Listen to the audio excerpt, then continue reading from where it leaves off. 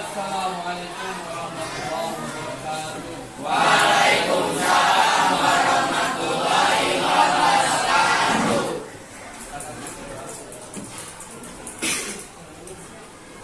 Siap. Sebelum kita memulai pelajaran hari ini, sebaiknya kita berdoa terlebih dahulu. Doa dimulai. Alhamdulillah wahda wa sadaqa wa'ada wa nasara 'abda wa 'azza judahu wa hazama al-ahzab wahda la syarika lah. Asyhadu an la ilaha illallah wa la syarika lah wa asyhadu anna Muhammadan 'abduhu wa rasuluhu la nabiyya ba'dahu. Apa kabar anak-anak semuanya? Alhamdulillah. Ada yang enggak masuk hari ini?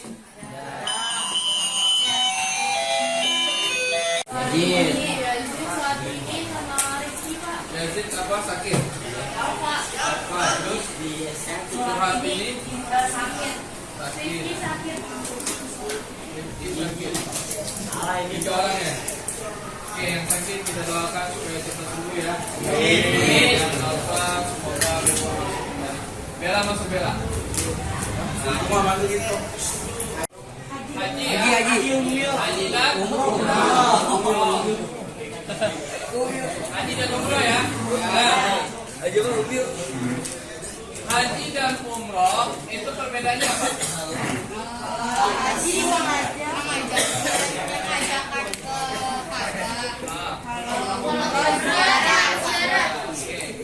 Waktunya pun berbeda ya. Kalau haji di waktu tertentu, umroh berbeda. Oke. Haji termasuk rukun iman atau Islam? Islam. Berapa? 5. Ya, berarti kalau kita orang Islam kudu mesti menunaikan rukun Islam yang kelima. Jika mampu. Mudah-mudahan semua yang di sini mampu semua. Amin. Amin. Mau pergi haji? Mau. Saya doain supaya cepat pergi haji. Ya, supaya terkumpul uangnya. Amin. Ya. Baik.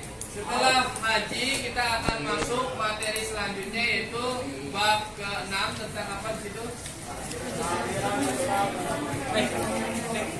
Baik, kehadiran Islam mendamaikan bumi Nusantara. Dibuka bukunya.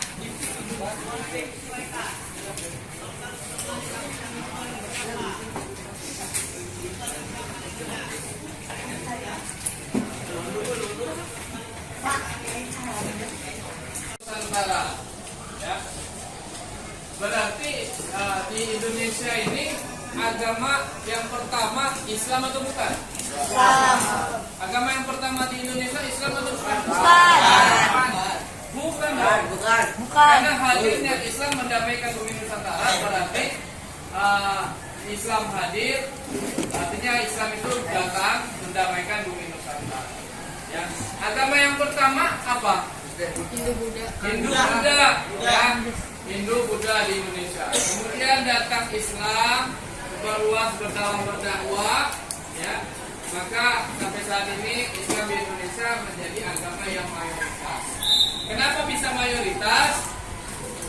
Karena cara berdakwahnya yang dapat diterima sama masyarakat Indonesia, Nusantara. Ya, cara berdakwahnya itu ya, zaman dahulu para kiai, para ulama, para wali-wali Allah menyebarkan ajaran agama Islam tidak dengan kekerasan, tidak dengan paksaan, ya, tapi dengan kelembutan, dengan budaya. Nah itulah ya yang membuat Islam jadi tersebar di Indonesia. Nah, kade yang kita pelajari yaitu memahami sejarah perkembangan Islam di Nusantara. Berarti nanti kalian akan membahas tentang perkembangan sejarah Islam di Nusantara, baik dari masuknya, teorinya, kerajaan-kerajaannya, ya. Kemudian menunjukkan cara-cara dakwah di Nusantara. Kalian bisa tahu bagaimana cara dakwah Islam di Indonesia supaya agama Islam ini bisa diterima. Kemudian menyebutkan kerajaan-kerajaan Islam di Nusantara, ya. Kerajaan apa aja tuh di Nusantara? Nusantara itu dari mana? Sabang sampai Merauke. Ya. Nah, sekarang amatilah gambar. Ya. Amati gambar berikut ini. Kenapa dibilang wali songo? Karena ada 9 wali di Jawa. Pulau Jawa. Ya, Pulau Jawa. Ini yang terkenal yang menyebarkan ajaran Islam sampai ke wilayah-wilayah terpelosok Jawa dan tetangga-tetangga pulau. Ya. Nah, kalau ini apa? Gereja. Baru apa lama nih? Berarti kalau lama peninggalan atau pembangunan? Peninggalan siapa? Kerajaan siapa? Nggak tahu. Nanti cari. Atau kerajaan? Ini kan kerajaan? Dem. Ya. Ini menaranya, ini masjidnya di sebelah tuh. Ya. Kita bisa lihat dari menara ini peninggalan artefak. Artefak itu adalah bangunan-bangunan. Ya. Perpaduan antara agama apa dengan apa tuh? Islam. Islam dan Hindu. Oh, Hindu. Ya. Maaf. Candi biasanya Hindu. Ya, maka di Indonesia itu banyak candi-candi. Ya, candi Prambanan, candi Borobudur, ya banyak. Nah, ini sebagai menara masjidnya. Ya. Oke, lanjut. Nah, kewajiban berdakwah, kita sebagai umat Islam wajib diperintahkan sama Allah dan Rasulnya untuk berdakwah. Dakwah itu apa? Menyampaikan. Dakwah itu menyampaikan, mengajak, itu dakwah. Jadi nggak harus jadi ustadz dulu kalian baru berdakwah, baru jadi kiai dulu, nggak perlu. Ya. Saat sekarang ini harus sudah wajib berdakwah, mengajak orang untuk sholat, itu termasuk dari bagian dakwah. Ya. Mengajak orang untuk ngaji, itu juga termasuk berdakwah. Mengajak orang untuk berbuat baik, ya, itu juga berdakwah. Jadi berdakwah dari hal-hal yang kecil baru yang besar, dari hal yang kecil baru ke yang besar. Ya. Kenapa diwajibkan? Karena kata Rasul Nabi Muhammad pernah bersabda, sampaikanlah dariku meskipun hanya satu ayat. Balighu anni walau ayat. Sampaikan dariku walaupun satu ayat. Apapun yang dikasih sama Rasul kita harus sampaikan. Ya, hadis, Quran dan lain sebagainya yang bersangkutan dengan syariat Islam kita harus sampaikan. Ya. Allah berfirman, serulah manusia kepada jalan Tuhanmu dengan hikmah dan pelajaran yang baik dan bantahlah mereka dengan cara yang baik. Sesungguhnya Tuhanmu dialah yang lebih mengetahui tentang siapa yang tersesat dari jalannya dan dialah yang lebih mengetahui orang-orang yang mendapat petunjuk. Quran surat apa? An-Nahl ayat tuh ya. Suruhlah manusia kepada jalan Tuhanmu. Jadi manusia itu bukan hanya Islam aja. Semua manusia makhluk ciptaan Allah seru untuk ke jalan Tuhanmu. Tuhanmu siapa? Kita itu Allah. Ya. Ajak ya. Dengan cara yang baik, dengan hikmah, ya, yang baik. Bantahlah mereka dengan cara yang baik. Jadi kalau ada yang bukan Islam, ada yang jelekin Islam, kita harus membantahnya dengan cara yang baik. Jangan malah marah. Jangan malah anarkis, ini nggak boleh. Karena Islam itu rahmatan lil alamin. Ya, rahmatan lil alamin itu adalah rahmat untuk semesta alam. Islam itu damai, mengajak kedamaian. Jadi jangan ketika ada orang yang jelek-jelekin agama kita marah. Ya. Kecuali dia menjelekkan Tuhannya baru kita marah. Ya. Rasul nggak pernah marah. Dijelekkan dirinya, dihina dirinya nggak pernah marah. Tapi kalau dihina Tuhannya, ya, dia marah, ya, gitu. Jadi seperti yang kemarin, ya, dan kelompok. Di sini ada gambar kerajaan-kerajaan, ya, ada gambar kerajaan-kerajaan. Kemudian kalian potong-potong ini semua, kalian tempel di kantong, kalian tulis definisi kerajaan tersebut, ya, penjelasan kerajaannya. Misalnya di sini ada kerajaan Cirebon. Berdirinya tahun siapa yang mendirikannya, tahun berapa, kemudian ada berapa raja, kemudian sabab-musabab berdirinya, awal muasal berdirinya kerajaan ini gimana, ya, itu kalian tulis, ya, di karton, ya, boleh kalian tulis di karton langsung atau kalian tulis dulu di buku, kemudian kalian pakai gaya-gaya kalian sendiri lah, yang bagus, yang rapi, yang cantik, ya, gitu. yang makin bagus, yang makin rapi, yang makin cantik itu nilainya pasti beda. Oke, ya. Nah, dari sekarang langsung saja dibuat kelompoknya. Ya. Kemarin ada 6 kelompok, kan? Oke. 1, 2, 3, 4, 5, 6. Jawab instrumen, ya. Dari Google. Nggak ada di buku, nggak ada. Cari di Google. Boleh Pak, boleh. Ya, boleh. Yang namanya main game.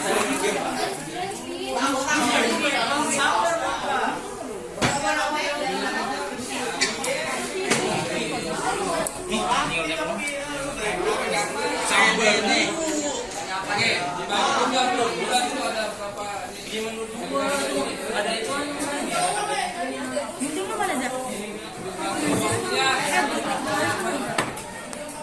Langsung dibagi tugas ya. Kamu nyari apa?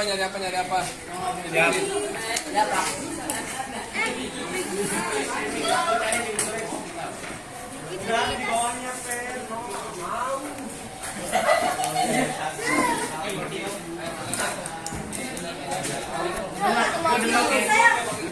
Nih gua ini nih malu.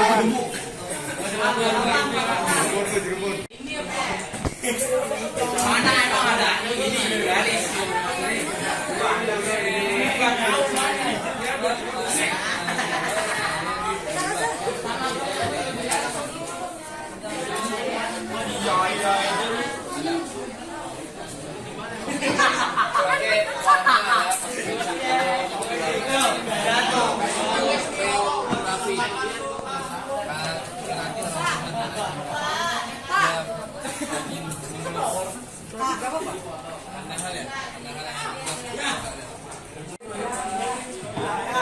Ayo, tulis dulu di sininya. Di pulau apa nih? Kerajaan Islam di Pulau Jawa atau nih? Kerajaan Islam. Siapa sih di sini? Mana bagus? Mana bagus? Ini yang nulis bagus ini. Ntar anime. Kerajaan Islam di Pulau Jawa. Ya. Mau landscape, mau portrait terserah bebas. Ini terserah lu. Mau ini juga nggak apa-apa.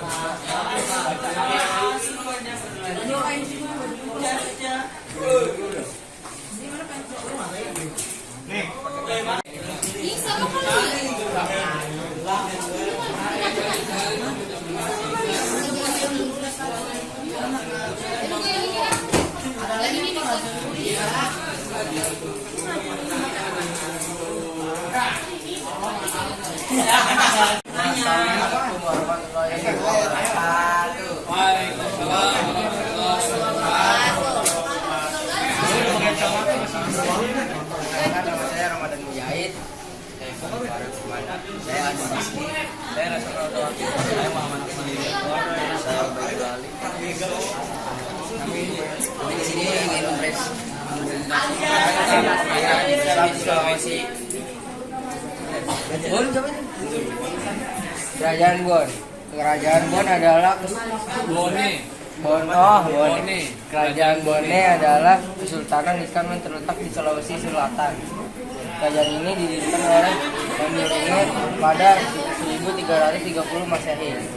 Kesultanan Bone berhasil mencapai puncak kejayaannya ketika masa pemerintah Arung Palaka pada pertengahan abad ke-17 dengan potensi yang beragam seperti dalam bidang pertanian, perkebunan, dan kelautan. Kerajaan Buton. Buton adalah sebuah pulau yang terletak di sebelah negara Pulau Sulawesi. Pada zaman dahulu daerah ini pernah berdiri kerajaan Buton yang kemudian berkembang menjadi Kesultanan Buton. Buton dikenal dalam sejarah Indonesia karena telah tercatat dalam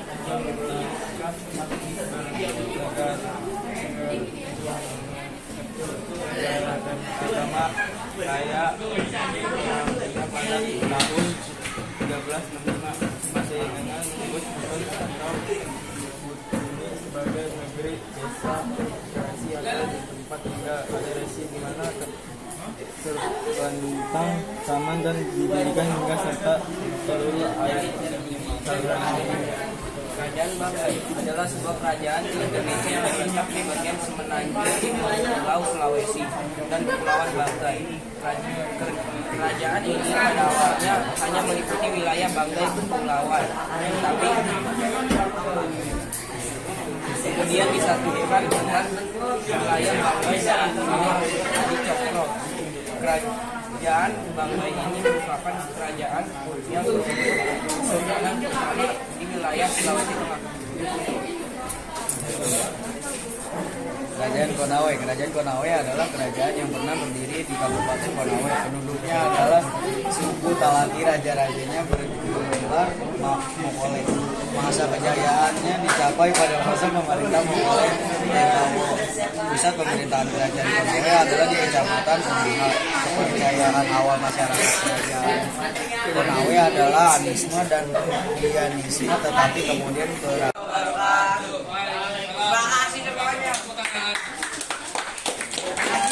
warahmatullahi wabarakatuh.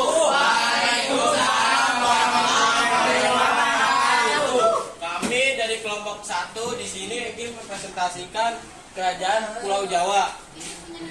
Yang pertama, kerajaan Cirebon adalah sebuah kesultanan di Jawa pada abad ke-15 dan 16 dan merupakan pangkalan penting dalam jalur perdagangan dan pelayaran antar pulau. Lokasinya di pantai Pulau Jawa, Bukit.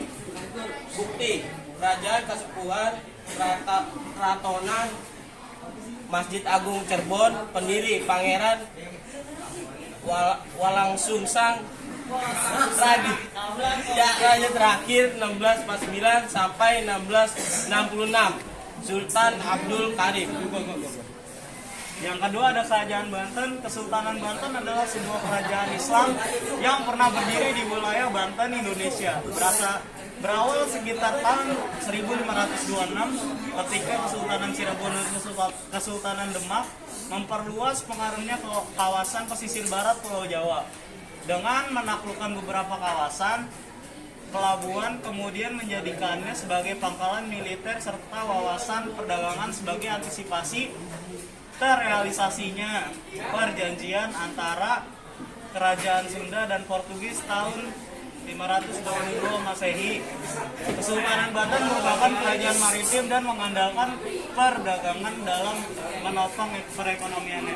Yang ketiga ada Kerajaan Panjang. Kerajaan Panjang adalah salah satu kerajaan Islam di Pulau Jawa yang terletak di daerah perbatasan Desa Panjang, Kota Surakarta dan Desa Makahaji, Kartasura, Kabupaten Sukoharjo. Kerajaan Panjang terdiri pada tahun 1568 dan runtuh pada 1587. Pendiri Kerajaan Panjang adalah Sultan Hadiwirjaya atau dikenal juga sebagai Joko Tingkir. Yang keempat ada Kerajaan Demak. Kerajaan Demak adalah kerajaan Islam pertama dan terbesar di pesisir utara Jawa. Wilayah Demak sebelumnya merupakan kadipaten dari Kerajaan Majapahit. Kerajaan ini tercatat menjadi pelopor penyebaran agama Islam di Pulau Jawa dan Nusantara. Kerajaan Demak didirikan oleh Raden Patah tahun 1478 Masehi. Yang kelima ada Kerajaan Mataram. Kesultanan Mataram menyatukan sebagian besar Pulau Jawa, Jawa Barat, Jawa Tengah, Jawa Timur, kecuali Banten. Pendiri Kesultanan Mataram Islam adalah Danang Sutarwijaya. Ketika Sultan Agung Hanyakarkusuma memimpin Kerajaan Mataram Islam pada tahun 1613 hingga 1645, kejayaan Kerajaan Kesultanan Mataram makin berada di puncak. Sekian presentasi dari kelompok 1. Jika ada kelebihan itu datangnya dari saya dan teman-teman saya. Jika ada kekurangan itu datangnya dari teman-teman saya. Jika ada kelebihan datangnya dari saya. Wassalamualaikum warahmatullahi wabarakatuh. Dengarkan penjelasan dari teman-teman berkelompok membahas tentang kerajaan-kerajaan Islam di Nusantara. Salah satunya dari kelompok 1 ya, telah membahas tentang kerajaan Islam di Pulau Jawa. Kemudian kelompok 3 boleh diminta sini. Bayarin Pak. Oke. Kerajaan Islam di Sulawesi ya. Kemudian dari kelompok 5 kerajaan Islam di Pulau Maluku. Ya, ini nanti ya hasil ini kalian pajang boleh ya, bagus yang di mana ya, untuk mengingatkan kita sebagai orang Islam bahwa ada kerajaan-kerajaan Islam di Indonesia ini yang berjaya pada tahunnya. Oke. Nah, kenapa kerajaan Islam ini bisa berjaya pada tahunnya? Otomatis karena mereka tidak pernah lepas dari Allah Subhanahu wa Ta'ala. Ya, maka kita sebagai orang Islam ya, kita juga harus mengikuti perilaku para tokoh-tokoh umat Islam terdahulu ya, menyebarkan ajaran Islam dengan cara-cara yang hikmah, yang baik, rahmatan lil alamin. Oke. Nah, untuk kesimpulan hari ini menyatakan bahwa ada kerajaan Islam di Indonesia yang tadinya Indonesia ini pertamanya kerajaan apa atau agamanya apa? Hindu. Nah, kemudian masuk Islam pada abad ke-berapa? Abad ke-7 Masehi. Ya, Islam masuk ke Indonesia. Ya. Teori dakwah Islam seperti apa tadi? Melalui jalur apa Islam berkembangnya? Perdagangan, perdagangan, perkawinan, terus pendidikan, terus kesenian, apa lagi? Ya, kesenian, kreativitas, apa lagi? Hubungan sosial. Ya, ini jalur-jalur dakwahnya yang banyak diterima ternyata yaitu dari kesenian. Dakwah bilhal, dakwah dengan seni. Ya, salah satunya contohnya dia tahu siapa wali yang berdakwah secara seni? Sunan Kalijaga. Dia pakai apa dia? Wayang, ya, wayang apa? Kulit. Nah, wayang kulit itu dulunya ceritanya tentang Brahma, tentang Hindu, ya. Kemudian diakulturasi sama Sunan Kalijaga dengan cerita-cerita para sahabat Nabi, ya, dengan media wayang kulit. Nah, dengan itu berdakwahnya semua orang Jawa, orang Islam Indonesia tertarik dengan dakwah Sunan Kalijaga dan masuk Islam. Oke? Nah, begitulah contoh dari para wali kita. Sampai di sini ada yang ditanyakan? Kalau tidak ada, jangan lupa tugasnya dikerjakan bab 6 ya, pilihan bagian A dan B ya, pilihan ganda dan lisan. Oke, sekian, kita tutup pertemuan hari ini dengan baca hamdalah. Dan doa kafaratul majelis bersama subhanakallahumma wa bihamdika ilaha illa anta astaghfiruka wa atubu ilaik. Mohon maaf kalau banyak kata yang salah, karena salah tentunya dari diri pribadi dan benar dari Allah Subhanahu wa taala. Mohon dimaafkan. Wabillahi taufiq wal hidayah. Assalamualaikum warahmatullahi wabarakatuh. Waalaikumsalam warahmatullahi wabarakatuh.